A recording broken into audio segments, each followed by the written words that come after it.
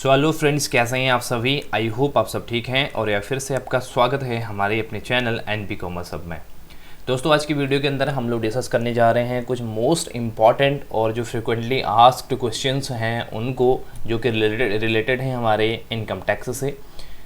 हम लोग स्पेशली यहाँ पे प्रिपरेशन जो कर रहे हैं वो यूके SSC असिस्टेंट अकाउंटेंट के लिए यहाँ पे कर रहे हैं, जो कि आपका री एग्ज़ाम यहाँ पे होना है। बहुत जल्द ही इसका एग्ज़ाम कंडक्ट किया जाना है और इसके लिए एक बार हम लोग थोड़ी सी कोर्स की बात कर ले तो आपको इसमें फुल क्रैश कोर्स यहाँ पे अवेलेबल है यूके SSC असिस्टेंट अकाउंटेंट के लिए, जिसके अंदर आपको सारी जो यूनिट हैं, सारी जो आपका न्यू सिलेबस है अपडेटेड सिलेबस के अकॉर्डिंग सारी वीडियोस मिल जाती हैं रिकॉर्डेड सेशंस के फॉर्म में। और उसके अलावा हर एक सेशन की आपको PDF भी यहाँ पे प्रोवाइड की जाएगी, जिससे कि आप अपनी रिवीजन को बहुत अच्छे से कर पाएँ।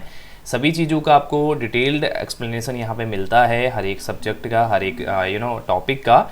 और न्यूमेरिकल और थ्योरी दोनों पार्ट यहाँ पे कवर किए गए हैं, क्योंकि दोनों चीज़ें काफ़ी इंपॉर्टेंट होती हैं। जितना न्यूमेरिकल पार्ट इंपॉर्टेंट है उतना ही थ्योरेटिकल पार्ट भी हमारा इंपॉर्टेंट इसके अंदर होगा। और PDFs को आप डाउनलोड भी कर सकते हैं और प्रिंट भी करवा सकते हैं अपने फर्दर यूज के लिए, अपनी कन्वीनियंस के लिए।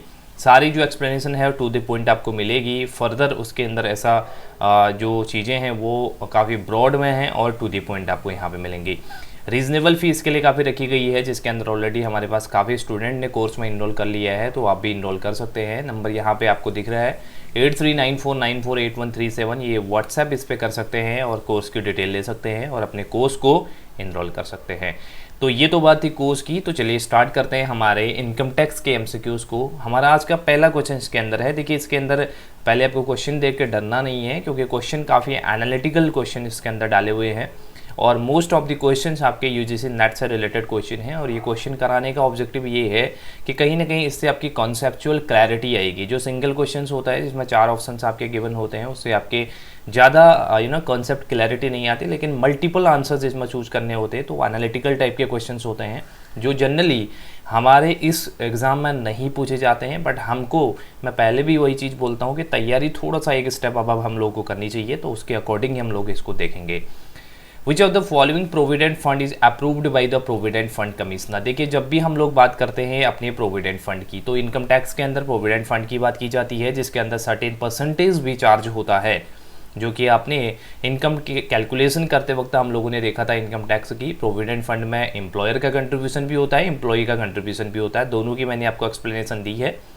तो यहाँ पे बोला गया है कि आपके इसमें से कौन सा ऐसा है जो अप्रूव्ड होता है, किसके द्वारा? प्रोविडेंट फंड कमिश्नर के द्वारा। आपके ऑप्शंस हैं statutory provident fund, recognised provident fund, unrecognised या फिर पब्लिक प्रोविडेंट फंड। अब देखिए, यहाँ पे बोली गई है अप्रूवल की बात यहाँ पे की गई है, तो सीधी सी बात है, इसका आंसर हो जाता है आपके पास में रिकॉग्नाइज्ड प्रोविडेंट फंड। जितने भी आपके रिकॉग्नाइज्ड प्रोविडेंट फंड होते हैं, यानी कि इनको हम लोग RPF बोलते हैं शॉर्ट में, ये आपके अप्रूव्ड होते हैं प्रोविडेंट फंड कमिश्नर के थ्रू। स्टैट्यूटरी प्रोविडेंट फंड वो फंड होते हैं जो हमारे किसी स्टेट गवर्नमेंट या फिर हमारे किसी सेंट्रल गवर्नमेंट के द्वारा यहाँ पर रेगुलेट किए जाते हैं। ये हमारा एक तरीका स्टैट्यूटरी प्रोविडेंट फंड होते हैं। ये अनऑर्गेनाइज्ड वाले, जो कि जिसकी रिकॉग्निशन यहाँ पे नहीं मिली हुई है, जिसको आपको रिकॉग्नाइज नहीं किया गया है, उसको हम अनरिकॉग्नाइज्ड प्रोविडेंट फंड यहाँ पे कहते हैं। तो ये आपका सही आंसर इसके अंदर बनता है ऑप्शन नंबर 2। चलिए नेक्स्ट क्वेश्चन की तरफ चलते हैं। यहाँ पे आपसे बोला गया है कि विच of the following income generally chargeable under the head income from other sources. आपसे बोला गया है इसमें से कौन सी ऐसी इनकम्स हैं जो आपकी इनकम फ्रॉम अदर सोर्सेज में के हेड में चार्ज की जाती हैं। जब हमने इनकम टैक्स पढ़ी थी तो इनकम टैक्स काफ़ी ब्रॉड में मैंने आप लोगों को बताया था। इसके अंदर हमने 5 हेड्स की यहाँ पे बात करी थी, राइट। 5 हेड्स में हमारे पास इनकम फ्रॉम सैलरी हमने सबसे पहले देखा था, उसके बाद हमने इनकम फ्रॉम हाउस प्रॉपर्टी को देखा था, फिर हमने इनकम फ्रॉम PGBP को देखा था, और फिर हमने इनकम फ्रॉम कैपिटल गेन को देखा था, और लास्ट वन हमने देखा था इनकम फ्रॉम अदर सोर्सेज। तो ये 5 हेड हमारे पास होते हैं इनकम की। तो इसके अंदर बोला गया है कि कौन सी इनकम्स हैं जो आपकी चार्जेबल होती हैं इनकम फ्रॉम अदर सोर्सेज वाली हेड के अंदर, यानी कि लास्ट वन हेड जो हम लोगों ने पढ़ा था उसके अंदर। तो चलिए इनकम की बात करें तो income from subletting house property, directors fee, ground rent, agriculture income from outside India, insurance commission, income from sale of securities. अब देखिए, जो ये ऑप्शन हैं थोड़ा सा इनको ध्यान से आपने पढ़ना है। यहाँ पे income from subletting house property पहला ऑप्शन है, तो ये ऑप्शन आपका इसके अंदर, अगर हम सब लेटिंग की बात करते हैं तो ये आपका अदर सोर्सेज का पार्ट होता है। और दूसरा directors fees, ground rent, agriculture income outside India, insurance commission और इनकम हम सेल ऑफ सिक्योरिटीज। अगर हम इन सब की बात करते हैं तो आपका जो सही यहाँ पे आंसर बनता है वो ऑप्शन नंबर ए बनेगा, ए बी सी डी ई, यानी कि ये सारे के सारे जो हम लोग बात कर रहे हैं ई तक के लिए, ये सारे के सारे इनकम फ्रॉम अदर सोर्सेज का पार्ट है। क्योंकि सबलेटिंग का केस मैंने आपको बताया था, जिसके अंदर हमने बात करी थी कि सबलेटिंग वो होता है जिसके अंदर एक टेनेंट जो आपने रखा हुआ है वो दूसरे सब टेनेंट को यहाँ पे रख लेता है। मीन्स अगर ए को आपने किराए पे अपना कमरा दिया है, अपना मकान दिया है, तो ए जो किराएदार है वो किसी थर्ड पर्सन को यहाँ पे मान लेते हैं बी को इन्वॉल्व कर लेता है और अपना किराया आधा आधा या भी जो भी उसका एक एस्पेक्ट होता है उसके अकॉर्डिंग वो डिवाइड कर लेते हैं। तो that is called subletting of house. तो इस केस में ये जो प्रॉपर्टी होती, ये जो इनकम होती है, ये आपकी अदर सोर्स की इनकम मानी जाती है। डायरेक्टर्स की fees also included in the income from other sources. Ground rent और एग्रीकल्चरल इनकम, ये ध्यान देने वाली बात यहाँ पे है कि एग्रीकल्चरल इनकम आउटसाइड इंडिया बोला गया। अगर इनसाइड इंडिया होता या इंडिया के अंदर होता तो इस केस में ये एग्जम्प्ट हो जाती है अंडर सेक्शन 10, ये आपको पता है। लेकिन यहाँ पे आउटसाइड इंडिया की बात की जा रही है, that's why it is taxable under the head income from other sources. उसके बाद यहाँ पे इंश्योरेंस कमीशन की बात की जा रही है, ये भी आपका अदर सोर्स का पार्ट है। बट यहाँ पे सेल ऑफ सिक्योरिटी आपका आता है इनकम फ्रॉम कैपिटल गेन के पार्ट में, इसीलिए ये ऑप्शन सही नहीं है। ए बी सी डी आपका सही आंसर बनता है। चलिए नेक्स्ट क्वेश्चन की तरफ चलते हैं। Any planning of the tax which aims at reducing tax liability in a legally recognized permissible way can be termed as the instance of। अब देखिए, सबसे पहली चीज़ जब भी मैं किसी को टीच करता हूँ, मैं सबसे बड़ी चीज़ बोलता हूँ, सबसे पहली चीज़ कि क्वेश्चंस को बहुत ध्यान से पढ़ना है। जब तक आपको क्वेश्चन समझ में नहीं आए तो तब तक आपको पढ़ना है, जब तक कि वो अच्छे से क्वेश्चन समझ में ना जाए। अगर आपको क्वेश्चन समझ में आ गया, आपका 50% आंसर क्वेश्चन के अंदर ही होता है हमेशा। तो वो क्वेश्चन को पहले ध्यान से पढ़ना है। इसके अंदर बोला गया है कि आपको बोला गया है planning of tax which aims at reducing tax liability, जिसका एम क्या है, रिड्यूस करना टैक्स लाइबिलिटी को। ठीक है, टैक्स को रिड्यूस करना है किस चीज़ में, किसके थ्रू, इन ए लीगली रिकॉग्नाइज परमिसिबल वे। यानी कि लीगली रिकॉग्नाइज परमिसिबल वे का मतलब क्या है, जो आपका लीगल तरीके से है, जो कि परमिशंस मिली हुई है, जो आपको डिडक्शंस मिली हुई है, जो आपको एग्जम्पशंस मिली हुई हैं, उनका यूज करके आप इनकम टैक्स को रिड्यूस करने का काम कर रहे हैं। तो इसको क्या हम लोग कहते हैं, टैक्स प्लानिंग कहते हैं, टैक्स अवॉइडेंस कहते हैं, टैक्स एविजन कहते हैं, टैक्स मैनेजमेंट कहते हैं। हमने इन चारों के बारे में पढ़ा था। इनमें से अगर हम बात करते हैं तो हम लोग इसको बोलते हैं इसके अंदर टैक्स प्लानिंग। क्योंकि टैक्स प्लानिंग के अंदर हम लोग क्या कर रहे हैं कि गवर्नमेंट बोलती है कि जो आपको डिडक्शंस में दी गई हैं, जो हमने बात करी थी ना डिडक्शंस की, तो डिडक्शंस आपके पास में जो टोटल है 80C to 80U आपके पास में होती है टोटल। ये डिडक्शंस लेके आप क्या कर सकते हैं, अपने टैक्स के बर्डन को कम कर सकते हैं। ऑन दी अदर हैंड अगर बात करें, हमारे पास कुछ एग्जम्पशंस भी होती हैं, हमारे पास उसके अलावा कुछ ऐसे सोर्सेज भी होते हैं जिनके थ्रू इन्वेस्टमेंट करके हम लोग अपने टैक्स को कम कर सकते हैं। तो ये जो परमिसिबल वे हैं, जो हमें गवर्नमेंट के द्वारा मिली हुई है, जो हमें इनकम टैक्स डिपार्टमेंट की तरफ से मिली हुई है, CBDT की तरफ से मिली हुई है, तो ये इनका यूज करके जो हम टैक्स को कम करते हैं, इसको टैक्स प्लानिंग कहते हैं। टैक्स अवॉइडेंस होता है लूप होल्स का यूज करना। इसको याद रखना आप लोग, जब हम बात करें लूप होल्स की, लूप होल्स का मतलब ये रहता है कि गवर्नमेंट ने सर्टेन रूल्स एंड रेगुलेशंस तो बनाए हैं, लेकिन उन रूल्स एंड रेगुलेशंस में से कुछ कमियां हम लोग निकालते हैं और उन कमियों को निकाल के हम लोग अपने टैक्स को कम करते हैं। अब ये डायरेक्टली इलीगल नहीं है, बट पूरी तरीके से लीगल भी नहीं है, क्योंकि इसके अंदर आप चीज़ों को पिन पॉइंट कर रहे हैं, मतलब चीज़ों को, लूप होल्स को आप ढूंढ रहे हैं इसके अंदर। इसको टैक्स अवॉइडेंस यहाँ पे कहते हैं। टैक्स इवीजन तो आपका होता है टैक्स की चोरी करना। जब आप अलग अलग तरीके से अपनी इनकम को कम दिखाना है आपने, या इसके अलावा आपने कुछ अपने हेड्स की इनकम को कम कर दी है, या आपने गलत तरीके से अपने डोनेशंस को दिखाया है, आपने डिडक्शंस आप गलत तरीके से ले रहे हैं, तो इसको टैक्स इवीजन कहते हैं। इसके अंदर पेनल्टी आपको पड़ती है, इसके अंदर आपको इम्प्रिजनमेंट हो सकता है। और टैक्स मैनेजमेंट एक वाइडर टर्म आपका होता है, जो कि टैक्स प्लानिंग का ही एक, टैक्स प्लानिंग ही टैक्स मैनेजमेंट का एक पार्ट यहाँ पे होता है। तो इसीलिए ऑप्शन आपका बनता है ऑप्शन नंबर ए, टैक्स प्लानिंग। ये ऑप्शन को आप लोग ठीक कर लीजिएगा, इसका टैक्स अवॉइडेंस नहीं है, इसका टैक्स प्लानिंग होगा। ठीक है, तो इसको आप लोग यहाँ पे सही कर लेगा आंसर, इसको टैक्स प्लानिंग। ठीक है, जब बात आएगी लूप होल्स की तो हम लोग उसमें टैक्स अवॉइडेंस को यूज करेंगे, बट यहाँ पे टैक्स प्लानिंग सही आंसर है। नेक्स्ट क्वेश्चन की अगर हम इसके अंदर बात करते हैं तो from the following information compute the taxable income amount of the HRA for 1 month of the Naresh who resides in Kanpur. Salary per month है 6000 की और HRA रिसीव किया गया है 5500 का और rent paid for the month है 900 का। देखिए जब भी हम बात करते हैं HRA की, HRA मीन्स होता है हाउस रेंट अलाउंस, राइट। ये आपके पास में होता है, ये मिलता है आपको यहाँ से, एम्प्लॉयर से आपको मिलता है, तो इसकी कैलकुलेशन की जाती है, यानी कि इसकी एग्जम्पशंस लिमिट यहाँ पे निकाली जाती है। कैसे वो लिमिट निकाली जाती है, उसके लिए हम 3 पैरामीटर को फॉलो करते हैं। एक तो हमें जो एक्चुअल HRA मिला है उसको हम लोग यहाँ पे लिखते हैं।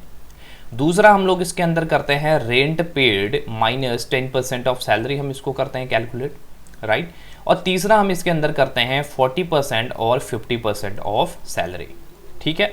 तो ये 3 पैरामीटर 1 2 3, इन 3 पैरामीटर को हम लोग यूज करते हैं और इन तीनों में से विच एवर इज लेस की हम बात करते हैं। इन तीनों में से सबसे कम जो अमाउंट आएगी वो हमारी यहाँ पे एग्जम्प्टेड अमाउंट होती है और उसकी एग्जम्पशन आपको मिल जाती है।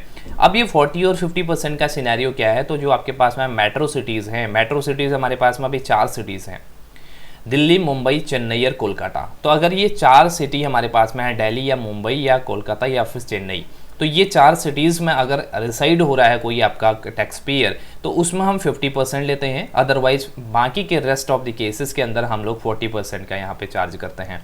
तो ये रेट आपको ध्यान में रखने हैं।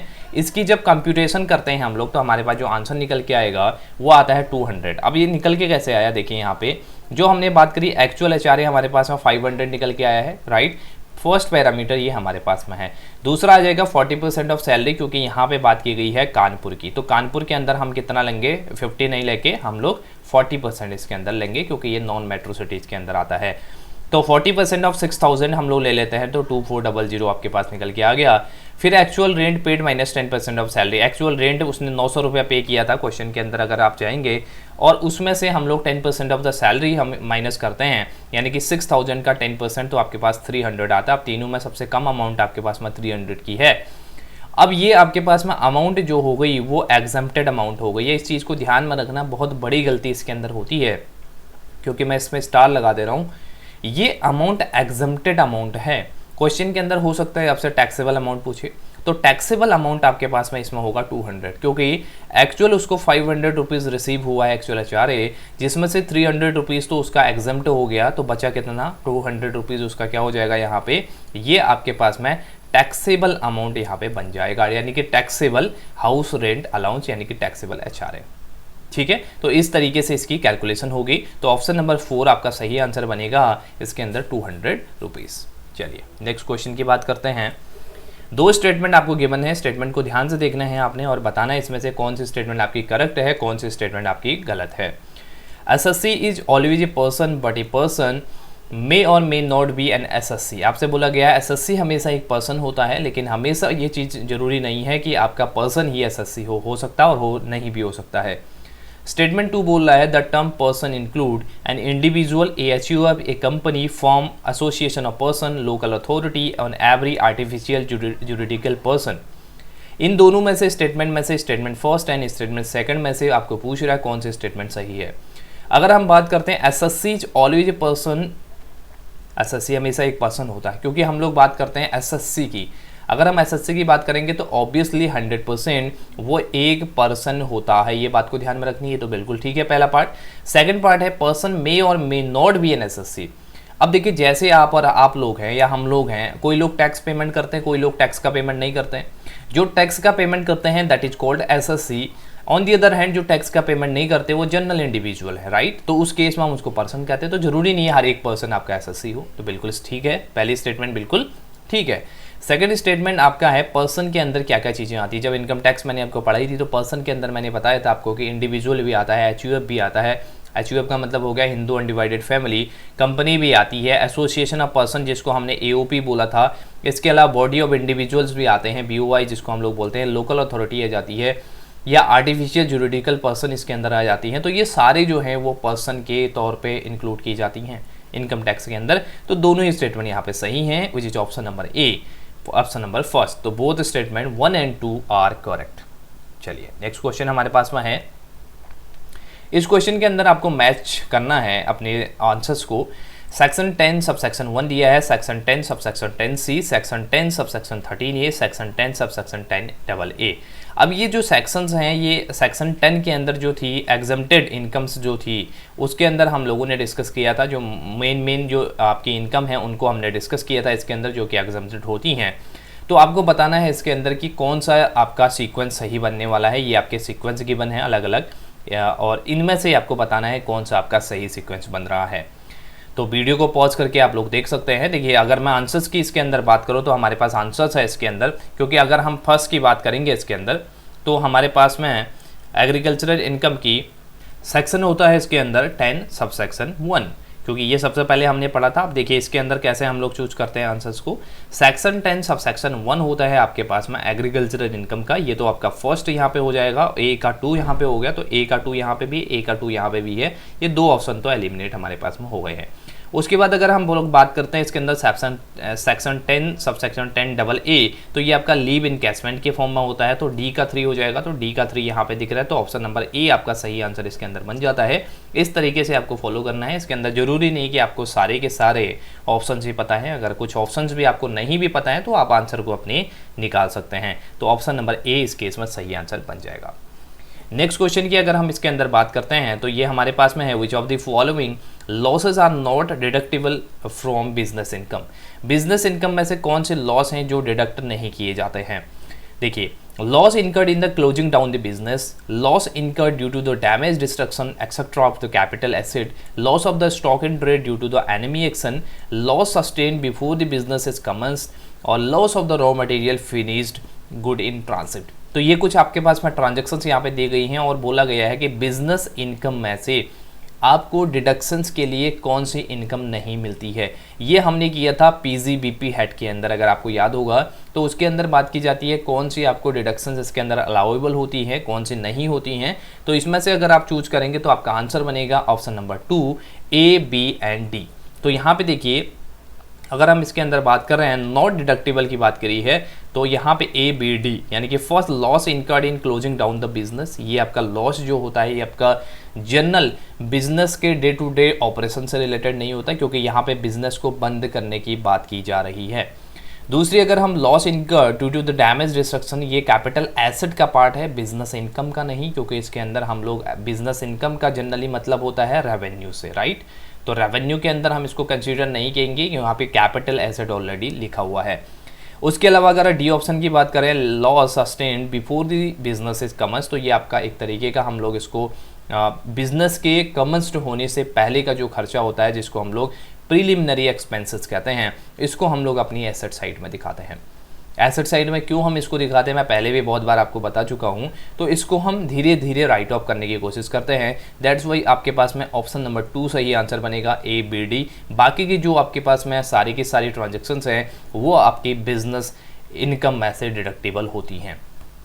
चलिए, नेक्स्ट क्वेश्चन हमारे पास में है, इसमें आपसे बोला गया है the exemption with respect to HRE is based upon the following factors. यहाँ पे बोला गया है कौन से फैक्टर्स आपके HRE की यानी कि हाउस रेंट अलाउंस की कैलकुलेशन के लिए यूज किए जाते हैं।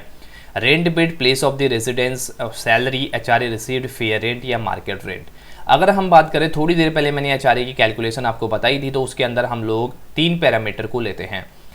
दोबारा से मैं बताऊं तो एक्चुअल जो हमारे पास में HRE रिसीव हुआ है उसको हम लोग लेते हैं सबसे पहली चीज़। तो दूसरी चीज़ हम लोग क्या बोलते हैं इसके अंदर, rent paid minus 10% of salary, ये हम लोग लेते हैं दूसरा पैरामीटर इसके अंदर। और तीसरा पैरामीटर इसके अंदर होता है 40% और 50% ऑफ दी सैलरी। ये 3 पैरामीटर होते हैं। तो इनसे अगर हम पता लगाएं रेंट पेड तो आपका यहाँ पे इंक्लूड हो रहा है, तो बिल्कुल ठीक है, ऑप्शन नंबर ए आपके पास में बनेगा। प्लेस ऑफ रेजिडेंस भी सही है, क्योंकि इसके अंदर metro cities, non metro cities को हमको इन्वॉल्व करना पड़ेगा, दैट्स वाई ये ऑप्शन भी बिल्कुल ठीक है। सैलरी तो हम ले ही रहे हैं तो ये तो यूज होगा ही, और HRE रिसीव्ड भी यूज हो रहा है। फेयर रेंट और मार्केट रेंट का कहीं नाम नहीं है, तो ये 2 ऑप्शन एलिमिनेट हो जाएंगे। तो आपके पास में option A, B, C, D वाला सही बनेगा, विच इज ऑप्शन नंबर 1। तो ए ऑप्शन यानी कि फर्स्ट ऑप्शन आपका सही बनता है। ये 4 जो एलिमेंट आपके पास में वो HRE की कैलकुलेशन के लिए यूज किए जाते हैं, ये फैक्टर्स यूज किए जाते हैं। नेक्स्ट क्वेश्चन हमारे पास में है, which of the following are included in person under section 17 subsection 1। यहाँ पे बोला गया है कौन से पर्सन में आते हैं, क्योंकि पर्सन की जो डेफिनेशन है सेक्शन 17 सबसेक्शन 1 के अंदर गिवन है, Hindu undivided family, company, form, individual, local authority, association of person. तो ये जो ऑप्शंस हैं इनमें से जो सही आंसर आपके पास बनेगा वो बनेगा option number A B C D E F. आपके पास में सभी जो हैं यहाँ पे आपके पास में क्या बन जाएंगी, वो एसोसिएशन ऑफ पर्सन है, चाहे लोकल अथॉरिटी है, इंडिविजुअल है, फॉर्म है, कंपनी है, या ये सब इसके अंदर यहाँ पे आ जाती हैं। तो ये सही आंसर यहाँ पे आपका बन जाएगा ऑप्शन नंबर 4, सॉरी। चलिए नेक्स्ट क्वेश्चन हमारे पास में है यहाँ पे, अगर हम इसकी बात करें, sequence the steps for computing cross annual value for income from house property. अगर हमको देखिए, जब हम इनकम फ्रॉम हाउस प्रॉपर्टी की बात यहाँ पे करते हैं तो आपने देखा था किस तरीके से हम लोग अपने सबसे पहले GAV निकालते हैं, ग्रॉस एनुअल वैल्यू निकालते हैं, फिर हम लोग एनुअल वैल्यू निकालते हैं। तो यहाँ पे आपसे बोला गया है कि वो स्टेप्स को अरेंज करना है, ग्रॉस एनुअल वैल्यू की कैलकुलेशन में जो स्टेप्स यहाँ पे यूज होते हैं उनको हम लोगों को एक क्रोनोलॉजिकल ऑर्डर में अरेंज करना है। ऑप्शंस आपके पास में है, find out the rent actually received और receivable after excluding realiser rent before deducting loss due to vacancy, find out the loss because of the vacancy, find out the reasonable expected rent of the property, find out which of the following higher amount C and A, और D-B is gross annual value. तो ये आपके पास में कुछ steps दिए हैं, इनको आपको अरेंज करना है। तो सही आंसर आपका बनेगा ऑप्शन नंबर A, क्योंकि ऑप्शन नंबर A के अंदर आपके पास में सही सीक्वेंस गिवन है। सबसे पहले C को फॉलो करेंगे, find out the reasonable expected rent of the property, क्योंकि हम लोग बात करते हैं, हमारे पास देखिए जैसे म्युनिसिपल वैल्यूएशन होता है, हमारे पास में फेयर रेंट हमारे पास होता है, स्टैंडर्ड रेंट हमारे पास में होता है, एक्चुअल रेंट, ये 4 पैरामीटर हमारे पास होती हैं। इससे हम लोग एक्सपेक्टेड रेंट यहाँ पे निकालते हैं। एक्सपेक्टेड रेंट कैसे निकलता है, हम लोग म्युनिसिपल वैल्यूएशन और यहाँ पे स्टैंडर्ड रेंट का कंपैरिजन करते हैं। हम लोग इसके अंदर फेयर रेंट के साथ फिर कंपैरिजन करते हैं, फिर एक्चुअल रेंट के साथ कंपैरिजन करते हैं, तो उसके बेसिस पे हम यहाँ पे निकालते हैं। फिर हमारे पास एक्सपेक्टेड रेंट जब निकल के आ गया, उसके बाद हम क्या करते हैं, find out the rent actually received और receivable after excluding realisable rent.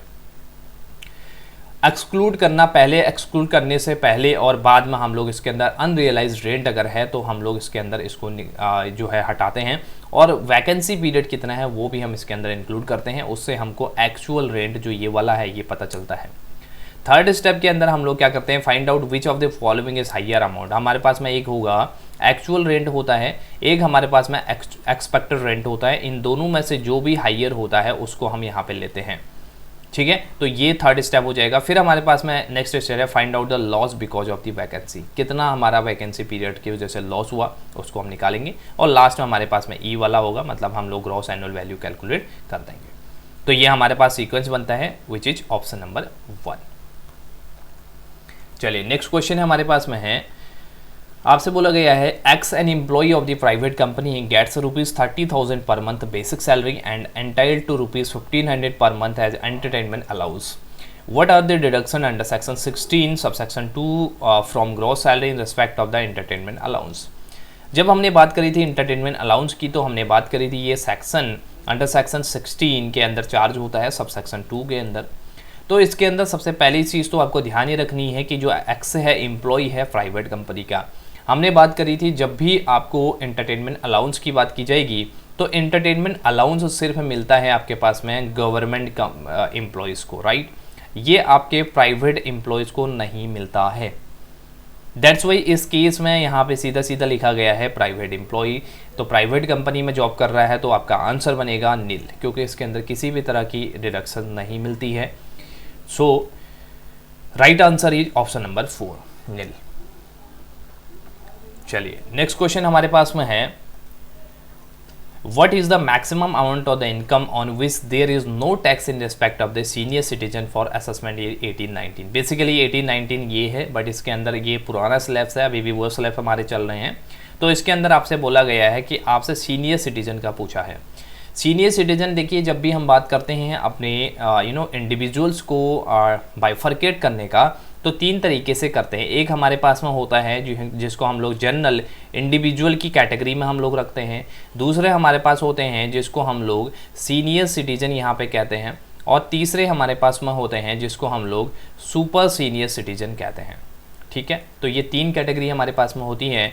अब हम लोग सीनियर सिटीजन की बात करें तो 60 to 80 ईयर्स अगर हमारे एज है तो हम लोग सीनियर सिटीजन की कैटेगरी में आएंगे।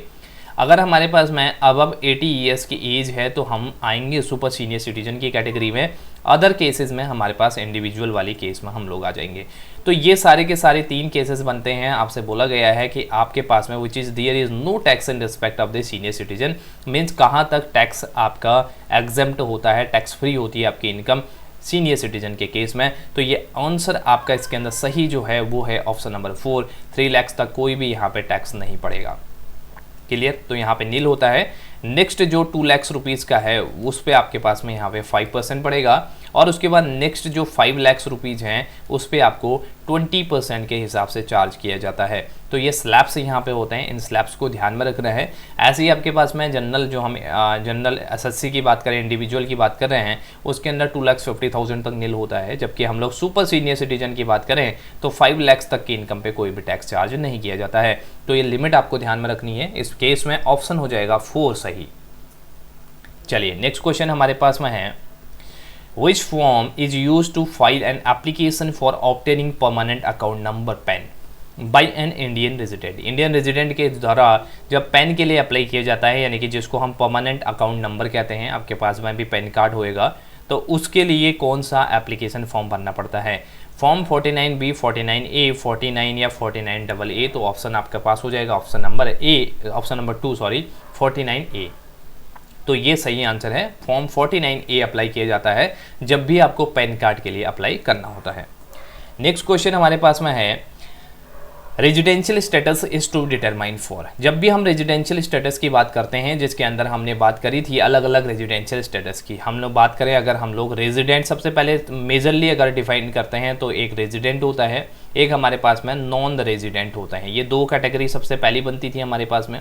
उसके बाद रेजिडेंट में फर्दर हम लोग देखते थे या ऑर्डिनरी रेजिडेंट है या फिर नॉट ऑर्डिनरी रेजिडेंट है, ये हम इसके केस में देखते हैं। तो रेजिडेंशियल स्टेटस किस ईयर के लिए यहाँ पे कैलकुलेट किया जाता है, प्रीवियस ईयर के लिए या सस्पेंड ईयर या अकाउंटिंग ईयर के लिए? तो सीधी सी बात है, प्रीवियस ईयर के लिए ये कैलकुलेट किया जाता है, क्योंकि इनकम भी हमारी चार्ज होती है प्रीवियस ईयर की इनकम पे। क्लियर, तो ये आपका आंसर बनेगा प्रीवियस ईयर। नेक्स्ट क्वेश्चन हमारे पास में है, the daily allowance received by A member of parliament is. जब मैंने बात करी थी आपको MP MLAs की, राइट, MP MLAs की, एक तो मैंने आपको सैलरी की बात करी थी, एक आपके पास में अलाउंस की बात थी, ठीक। तो अलाउंस के केस यहाँ पे पूछा गया है, और सैलरी का जो आंसर है वो आप लोग कमेंट बॉक्स में बताएंगे कि MP MLA की जो सैलरी होती है वो इनकम टैक्स के किस हेड के अंदर चार्ज की जाती है, क्या वो सैलरी में की जाती है या अदर हेड में चार्ज की जाती है। लेकिन अगर हम बात करते हैं अलाउंस की, तो मेंबर ऑफ पार्लियामेंट की, तो ये टैक्सेबल होगा या एग्जेम्प्ट होगा या included in the total income for the rate purpose. तो ये आपका एग्जेम्प्ट होता है। अगर हम इसकी बात कर रहे हैं तो ये एग्जेम्प्ट होगा। MP MLAs का जो अलाउंस होता है वो पूरी तरीके से एग्जेम्प्ट होता है। तो सही आंसर आपके पास में ऑप्शन नंबर 2। नेक्स्ट क्वेश्चन हमारे पास में यहाँ पे है, C is entitled to hostel allowance, hostel expenditure allowance at the rate of ₹600 per month per child for 3 children will be exempt to the extent of the। अब यहाँ पे जब भी हमने बात करी थी एजुकेशन अलाउंस की, और इसके अंदर एजुकेशन अलाउंस और हॉस्टल अलाउंस की मैंने आपसे बात करी थी, तो उसके अंदर जब हॉस्टल अलाउंस की बात आती है तो मैंने आपको बताया था लिमिट इसके अंदर कि हॉस्टल अलाउंस के अंदर आपको मैक्सिमम 300 पर मंथ की एग्जम्पशन मिलेगी, और वो भी मैक्सिमम फॉर 2 चाइल्ड, ठीक है, उससे ज़्यादा नहीं मिलेगी 2 बच्चों के लिए, और मैक्सिमम 300 पर मंथ की यहाँ पे एग्जम्पशन की लिमिट होती है। बट इसने कितना दिया है यहाँ पे 600 पर मंथ है, तो वो इट डजेंट मैटर कि आपको क्वेश्चन के अंदर क्या गिवन है, हम तो अपनी लिमिट 300 पर मंथ के हिसाब से लेंगे, और मैक्सिमम फॉर 2 चिल्ड्रन। ये कन्फ्यूजन क्रिएट करने के लिए दिया गया है 3 चिल्ड्रन और 600 पर मंथ के लिए। अब एग्जाम्पशन की लिमिट आपसे पूछी गई है, तो एग्जाम्पशन की लिमिट सीधी सी बात है हम लोग इसी अकॉर्डिंग लेंगे। 3 बच्चों से हमें मतलब नहीं, हम तो 2 बच्चों की बात यहाँ पे करेंगे, हम हमारे 2 वाली बात करेंगे। तो इसीलिए 300 पर मंथ आपके पास में हो गया, तो सीधी सी बात है अगर हम इसको मल्टीप्लाई करते हैं तो आपके पास में आता है 600 पर मंथ की अमाउंट, जो कि आपके ऑप्शन नंबर 3 में गिवन है। तो 600 पर मंथ की आपको एग्जाम्पशन इसके अंदर मिल जाती है। तो option number 3 will be your right answer. Okay, next question की अगर हम इसके अंदर बात करें तो हमारे पास में है, which of the following is not taxable under the head income from other sources. अब इसमें से बोला गया है कौन सी आपकी ऐसी इनकम है जो इनकम फ्रॉम अदर सोर्सेज के हेड में चार्ज नहीं की जाएगी। Rent received from the letting business building. Second है sum received under keyman insurance policy. Third है आपके पास में gift received from the unrelated persons या gift of the CS received by a firm और क्लोजली हेल्ड कंपनी। अगर मैं gift की बात करूँ तो ये तो आपके पास में अदर सोर्स की इनकम होती है, सबसे पहली चीज़ तो ये हो गई। और दूसरा, अगर मैं एक कीमैन इंश्योरेंस पॉलिसी की हमने कोर्स के अंदर भी अच्छे से बात करी थी कि कीमैन इंश्योरेंस पॉलिसी हमारी पर्टिकुलरली कंपनी के ऐसे लोगों के लिए होती है जो काफ़ी वैल्यूएबल लोग होते हैं, जिनके जाने से कंपनी को बहुत बड़ा इफेक्ट यहाँ पे पड़ सकता है, उनके लिए इंश्योरेंस की जाती है, कीमैन इंश्योरेंस पॉलिसी उसे कहते हैं। तो ये वाली जो इनकम है ये भी अदर सोर्स के इनकम में हेड चार्ज की जाती है। लेकिन जो rent receive from letting business building है ये आपकी बिजनेस पीजीबीपी की इनकम है, क्योंकि यहाँ पे बात की गई है बिजनेस बिल्डिंग्स की रेंट की, तो ये पीजीबीपी के हेड की इनकम है, तो ये अदर सोर्स के हेड में चार्ज नहीं होगी। That's why option number A will be your right answer. चलिए नेक्स्ट क्वेश्चन हमारे पास में है, Mohan is entitled education allowance at the rate of 6000 per annum per child for 3 children, it will be exempted to the extent of. अब यहाँ पे देखिए जो मोहन है उसको 6000 रुपीज़ पर एनम का यानी कि पर ईयर का एजुकेशन अलाउंस मिल रहा है 3 बच्चों के लिए। तो एग्जम्प्टेड लिमिट आपसे बोली है। देखिए जब भी हम एजुकेशन अलाउंस की बात करते हैं तो एजुकेशन अलाउंस आपको 100 रुपीज़ पर मंथ मिलता है और मैक्सिमम फॉर 2 चाइल्ड मिलता है। क्लियर? यहाँ पे बात करी गई है एजुकेशन की, क्योंकि हॉस्टल के अंदर 300 होती है। अगर हम इसको बात करते हैं इसके अंदर तो ये आपके पास में हो गया 100 पर मंथ का आपके पास में, और 12 महीने का आपके पास में क्या हो गया 1200 पर मंथ हो गया आपके पास में। और 2 चिल्ड्रन के 2 चिल्ड्रंस के लिए मिल रहा है तो आपके पास में 2400 की अमाउंट यहाँ पे बन जाएगी। तो ऑप्शन नंबर 2 आपके पास में सही आंसर बन जाएगा, क्योंकि यहाँ पे हम लोग बात कर रहे हैं ये 3 चिल्ड्रन की बात कर रहा है, बट 3 चिल्ड्रन की हमें परमिशन नहीं है, हमें सिर्फ 2 बच्चों तक के लिए यहाँ पे एग्जाम्पशन मिलेगी। तो आपके पास में 100 पर मंथ पर चाइल्ड फॉर मैक्सिमम 2 चाइल्ड, तो यहाँ पे हो गया 200 पर मंथ का, तो आपके पास में 2400 पर एनम के हिसाब से आपको यहाँ पे एग्जाम्पशन मिल जाएगी, जो कि ऑप्शन नंबर बी में गिवन है। नेक्स्ट क्वेश्चन की अगर हम बात करते हैं इसके अंदर तो यहाँ पे दिया गया है क्वेश्चन के अंदर, the contribution made by the central government in the previous year to the account of the employee under a pension scheme referred to in. अब यहाँ पे आपका डिडक्शन पूछी गई है, जिसके अंदर बोला गया है contribution made by the central government in the previous year to the account of the employee under a pension scheme. Pension scheme की बात जब आएगी तो मैंने कहा था डिपॉजिट इन पेंशन स्कीम, तो 86C आपका सही आंसर इसके अंदर बनेगा। ये वाला ऑप्शन, थर्ड ऑप्शन बिल्कुल ठीक है। सो गाइज ये थे हमारे पास में कुछ इंपॉर्टेंट क्वेश्चंस जो कि हमने डिस्कस किए आज की वीडियो के अंदर, जिसके अंदर हमने बात करी है कुछ आपके डिडक्शंस की, कुछ हमारे एग्जाम्पशंस की, कुछ इनकम टैक्स से रिलेटेड, कुछ हमारी कॉर्पोरेट टैक्स से रिलेटेड, टैक्स प्लानिंग से रिलेटेड बेसिकली। तो ये काफ़ी इंपॉर्टेंट क्वेश्चंस हैं, इनको आपको ध्यान देना है, ध्यान से देखना है, और इसके अलावा अपनी जो एक तरीके की क्वेश्चन को सॉल्व करने की आपकी एबिलिटी है उसको इंक्रीज करना है। तो इसको आप लोग कीजिए, इसमें अगर कुछ डाउट होता है तो आप लोग पूछ सकते हैं, और इसके अलावा फिर हम लोग नेक्स्ट वीडियो के अंदर नेक्स्ट क्वेश्चन को डिस्कस करेंगे। अगर वीडियो पसंद आती है तो वीडियो को लाइक करना ना भूलें, और चैनल पर नए हैं तो सब्सक्राइब जरूर कर लें। Thank you so much, have a nice day, bye bye, take care.